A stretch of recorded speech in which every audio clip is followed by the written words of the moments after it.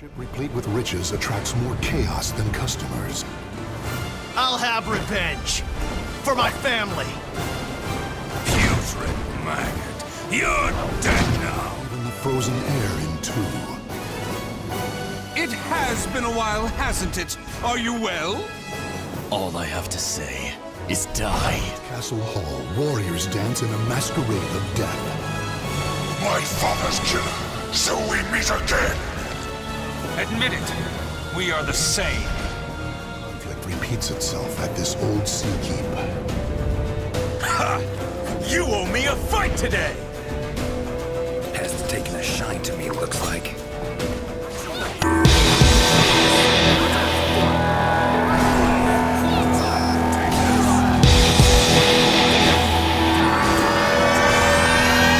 We're in control!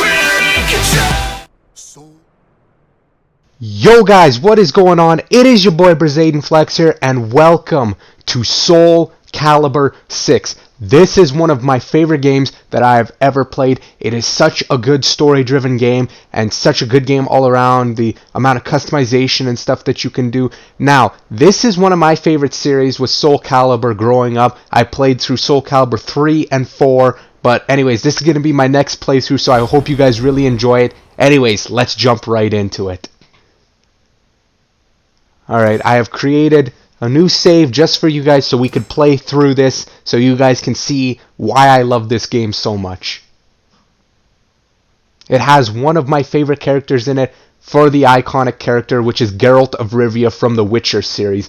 But anyways, I'm not going to talk too much. I'm going to let the intro play because it is quite a story-driven game, so let's get right into it. Okay, this is just a bunch of paperwork, blah blah blah blah blah. Let's just hit I agree. More paperwork, my goodness. Alright, just skip through all that.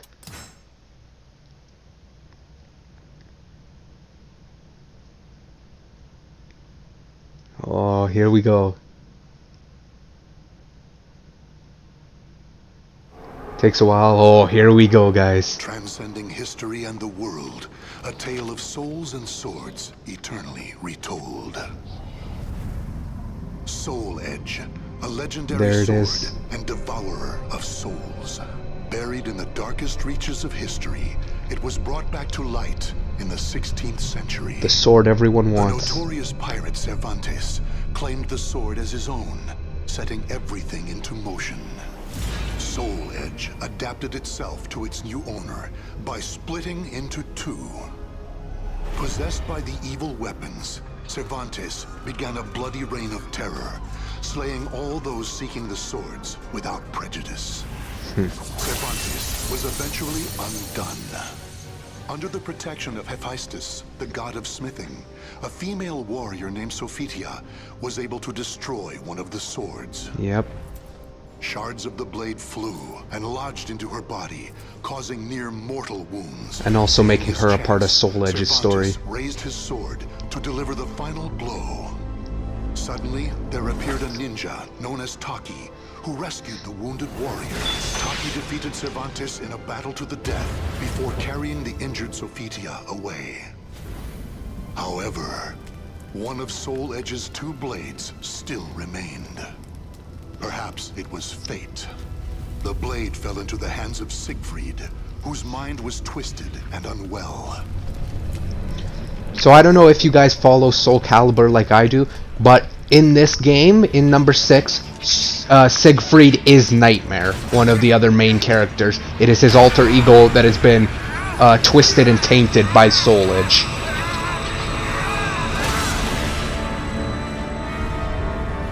And there he is, Nightmare.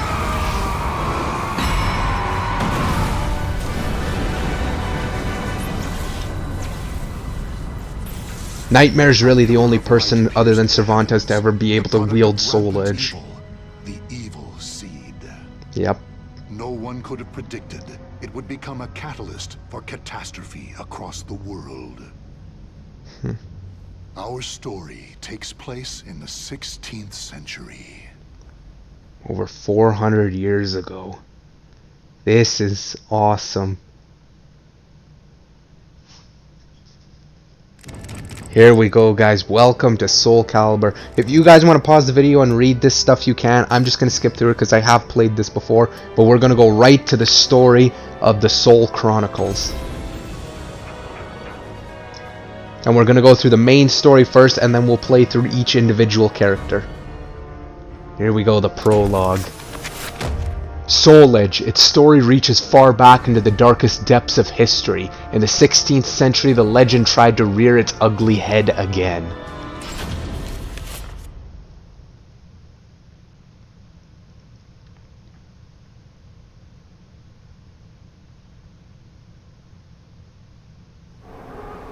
Oh.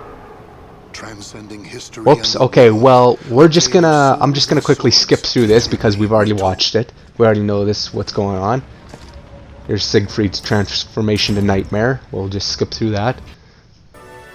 Here we go, the Ling Shang Su tragedy. When the evil seed from the cursed blade was one fateful day in Spain, it released a white light that burst forth, affecting lands far and wide, even as far as the Ling Shang Su. Wow. Emanated, I don't know why I couldn't say that word. A tragedy befell this place. There it is. Ling Shang Su Temple was a famous martial arts school in the far reaches of China. It was there Killick learned to master the staff after he was abandoned as a child. Killick ate and slept with the other students and began his training at a young age.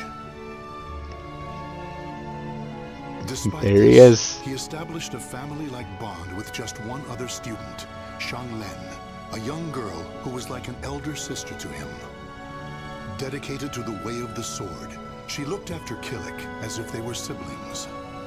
So close was their bond that when one felt happy or sad, the other would feel the same. Together they studied and grew as warriors. Absolutely crazy. Outside of Geralt, because he's one of the icons, Killick is my favorite character. Killick's skill earned him a place as a teacher, an honorable position for one so young. Wow. Throughout the ages, Ling Shang Su Temple had kept hold of the 3 sacred treasures, Krita Yuga, Dvapara Yuga, and Kali Yuga. Kali Yuga is a staff, which is Killick's weapon, Earned him the title of rightful bearer of the staff, as shown here. Yuga. Likewise, Shang Len was also designated bearer of Dvapara Yuga, a sacred mirror. And there's the Krita Yuga on the right, which is the sword. Our story begins on the night before the ritual for passing the treasures on to their new masters. Shang Lin, can I ask you something? Sure. I'm not going to talk now, I'm going to let this go. How come you were chosen to bear Dvapara Yuga? I thought you'd get Krita Yuga. After all, you've dedicated your life to the sword. Sore spot. Killick, this is not easy for me to talk about, but I'm going to try. The Krita Yuga, it's no longer at Ling Shang Su. The sword has been gone for more than a decade. All that's left is the Kali Yuga and the Dvapara Yuga. Really? Surprised? Well, there's more. The one who stole the Krita Yuga was none other than my father. No wonder she's not allowed to bear it. That's why I don't have the right to bear it. If I were to accept the sword, everyone would be up in arms. That's why, even though it was offered to me, I decided to decline. Of course, I love Lingsheng Su, and I do wish to see my studies through to their conclusion. It's just... I just don't want the sacred treasures, or my status as a sacred bearer, or anything else to hold me back. Ooh. You know what the monks say. Fate is carved with your own hands. Very true. When I spoke to them about that, they decided to let me bear Devapara Yuga instead. Now I can feel proud that I'm a sacred bearer just like you. You know something, Killick? What?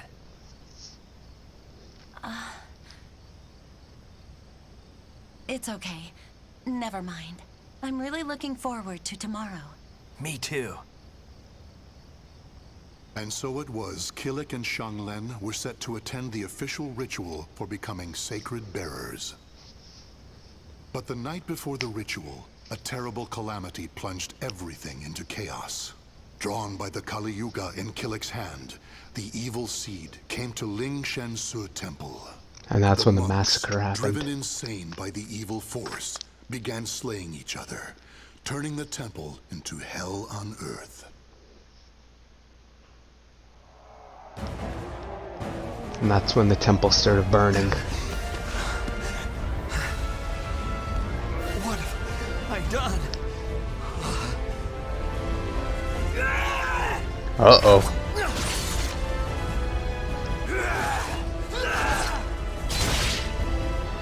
I don't understand. Everyone, stop this madness! Oh boy. Here we go, guys. I think we're jumping into our first fight.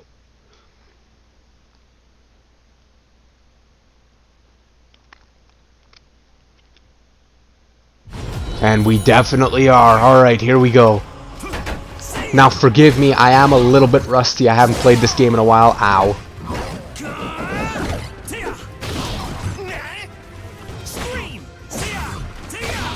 Here we go. Let's wipe this guy out. I mean, I shouldn't say that. He is one of our friends. He's trying to kill me right now.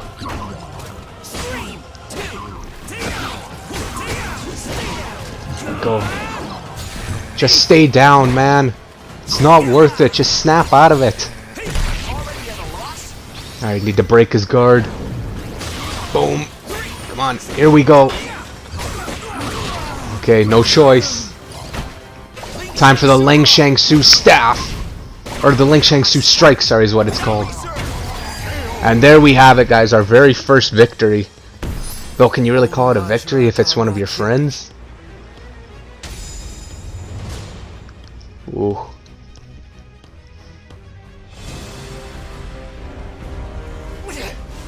It's kill or be killed. Oh, don't think like that. Oh no, Jean-Leon. Xianglen? Get a hold of yourself, Xianglen.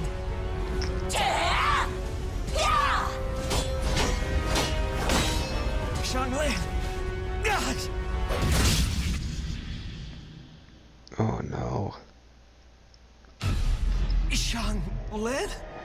Yep.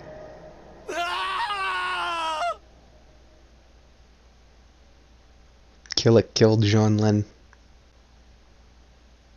And that's where he got the scar on his cheek. The Cave of the Sword Master. When Killick awoke, he found himself in an unfamiliar cave temple. While he was passed out, an old man had been taking care of him. Aside from identifying himself as a weapons expert from Lingsheng Su, the old man spoke little. Interesting. Where am I? Hey, Killick's wearing Devapara Yuga. Did you save me? Who are you? Still injured. You have yet to recover from your injuries. Rest. And that mirror, Devapara Yuga. Wear it always. There will be grave consequences if you do not. Understand?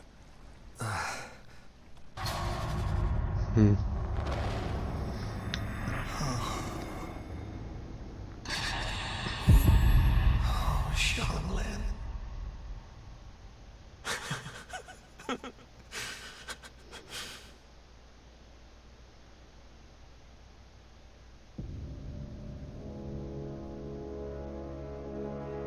So, the power of Devapara Yuga saved me. That means Xianglin.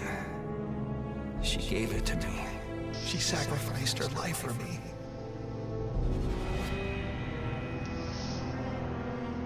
And then I, with my bare hands. Why? Tell me, Xianglin. Why am I still alive? So I'm not really sure about in this game, but I know in past games, Jean-Leon has been like a sister to him, but has also been his love interest. Being protected. Devapara Yuga suppresses the evil within you. Evil? The old man proceeded to tell a tale. He told Killick about the evil seed. From Nightmare. How Devapara Yuga had pulled Killick back from the brink of insanity. How Kali Yuga had the ability to absorb power, and how it was falling under an evil spell. And that's why Killick went crazy, because he bears it. And finally, he told Killick about Soul Edge. Your fate will be set in stone the moment you lose your will to live. Your soul will be swallowed whole by your destiny, leaving behind but a rotten corpse. That is but one path you may take. Wow, that's pretty grim. But perhaps it is the path you wish to take, to submit to that evil sword and its wicked power. Is that what you wish? To become a thrall? Do you see? All is in your hands. Xianglin. She told me fate is carved with your own hands. Xianglin gave her life so I could live. That leaves me only one choice. Wow. From that day forth, Killick bore the heavy weight of his karma. As Xianglin's slayer and the last living member of Ling Shangsu, he chose to face his cruel fate head-on. Yikes. I don't mean to sound racist or anything like that, but Killick does not look like he's from China.